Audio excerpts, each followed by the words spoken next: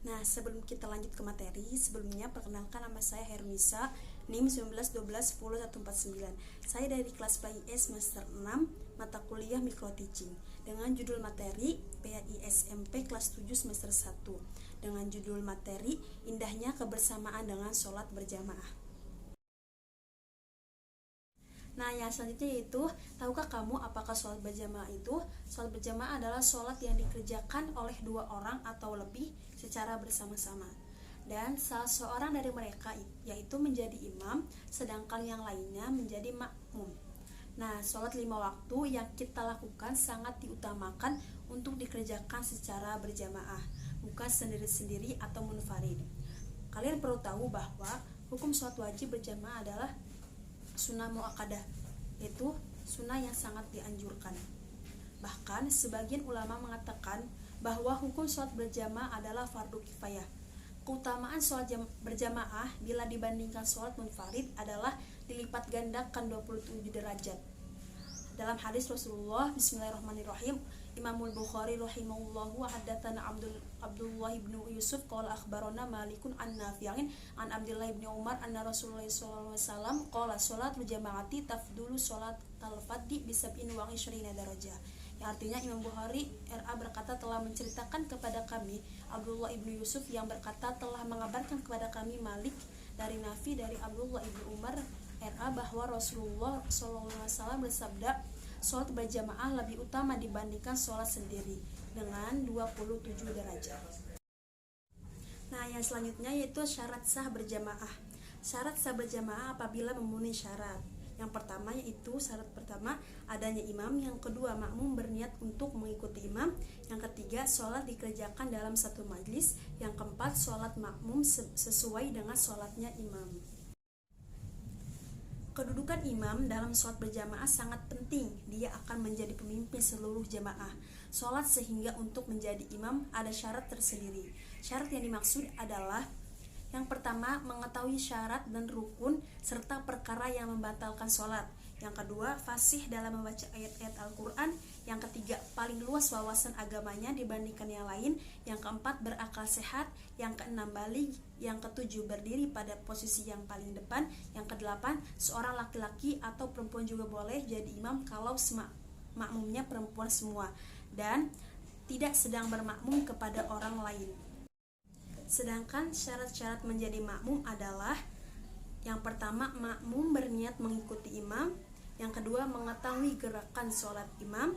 Yang ketiga, berada dalam satu tempat dengan imam. Yang keempat, posisinya di belakang imam. Dan yang kelima yaitu hendaklah sholat makmum sesuai dengan sholat imam. Misalnya, imam sholat asar, maka makmum juga sholat asar. Nah, yang selanjutnya yaitu mengenai makmum masbuk. Makmum masbuk adalah makmum yang tidak sempat membaca surat Al-Fatihah bersama imam di rakaat pertama. Lawan katanya adalah makmum muwafiq, yakni makmum yang dapat mengikuti seluruh rangkaian sholat berjamaah bersama imam. Jika kalian dalam kondisi seperti ini, ketika berjamaah, perlu kecermatan dalam tata cara menghitung jumlah rakaat. Untuk itu, ada beberapa contoh makmum masbuk, yaitu contohnya seperti pada saat makmum datang untuk berjamaah sholat asar, imam masih berdiri pada rakaat pertama, maka makmum berniat takbiratul ihram dan membaca Al-Fatihah. Namun sebelum selesai membaca Al-Fatihah, jika imam ruku, maka dalam keadaan ini makmum harus segera ruku mengikuti imam tanpa harus menyelesaikan dulu bacaan Al-Fatihahnya.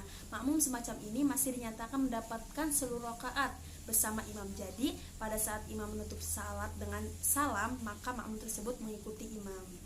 Selanjutnya, halangan sholat berjamaah. Sholat berjamaah dapat ditinggalkan kemudian melakukan sholat sendiri atau munfarid. Faktor yang menjadi halangan itu adalah jika yang pertama, hujan yang mengakibatkan susah menuju ke tempat sholat berjamaah. Yang kedua, angin kencang yang sangat membahayakan. Yang ketiga, sakit yang mengakibatkan susah berjalan menuju ke tempat sholat berjamaah. Yang keempat, sangat ingin buang air kecil atau air besar. Yang kelima, karena bau makanan yang baunya sangat dihiraukan, seperti kita makan jengkol, petai, dan lain sebagainya. Nah, yang selanjutnya yaitu tata cara sholat berjamaah. Berdasarkan ketentuan yang telah disebutkan tadi, praktik sholat wajib berjamaah. Yang pertama yaitu sholat berjamaah diawali dengan azan dan iqomah, tetapi kalau tidak memungkinkan cukup dengan iqomah saja. Yang kedua, barisan sholat atau shaf. Di belakang imam diisi oleh jamaah laki-laki, sementara jamaah perempuan berada di belakangnya. Yang ketiga, di dalam melaksanakan sholat berjamaah, seorang imam membaca bacaan sholat, ada yang nyaring atau jahar dan ada yang dilirikkan atau sir. Di antara bacaan yang dinyaringkan adalah yang pertama bacaan takbiratul ihram, takbiratul intiqal, tasmi dan salam. Yang kedua bacaan Al-Fatihah dan ayat-ayat Al-Qur'an pada 2 rakaat pertama sholat maghrib, isya dan subuh. Begitu juga dengan sholat Jumat, gerhana, istisqa, idain dan lain-lainnya. Yang ketiga bacaan amin bagi imam dan makmum setelah imam selesai membaca Al-Fatihah.